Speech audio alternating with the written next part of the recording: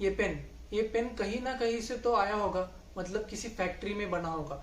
उस फैक्ट्री में इसका रॉ मटेरियल किसी और जगह से आया होगा।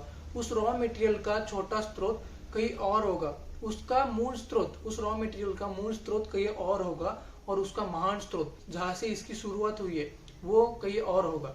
वैसे ही प्रत्यक्ष अप्रत्यक्ष, पेरिशेबल नॉन पेरिशेबल और सजीव निर्जीव, इन सब चीजों का एक स्रोत होता है। सबसे पहले हमें छोटा स्रोत मिलता है, उसके बाद उससे बड़ा स्रोत मिलता है, उसके बाद उसका मूल स्रोत मिलता है, उसके बाद उसका महान स्रोत मिलता है, जहाँ सबकी उत्पत्ति, मतलब जहाँ सब कुछ आरंभ होता है और जहाँ जाके सब कुछ खत्म हो जाता है, सब घुल मिल जाता है। इन सब का प्रत्यक्ष अप्रत्यक्ष सजीव निर्जीव, इन सब चीजों का मूल स्रोत है भगवान।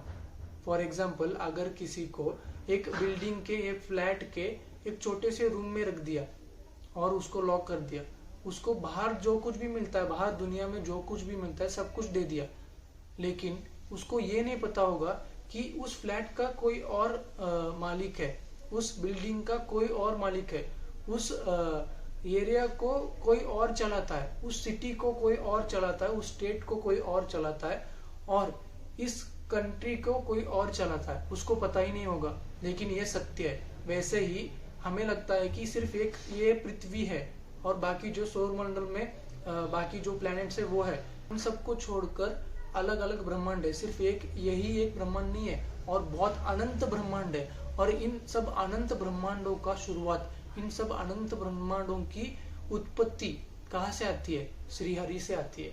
श्री हरि जब सांस छोड़ते हैं तब इन सब की उत्पत्ति होती है, और श्री हरि जब सांस लेते हैं तब इन सब का विनाश हो जाता है, मतलब इन सब का अंत हो जाता है, घुल मिल जाता है सब कुछ। आई होप आपको भगवान कौन है ये समझ में आ गया होगा, और अगर नहीं आया तो बाद में फिर से वीडियो देख लेना, डिटेल में समझ लेना कि भगवान कौन है।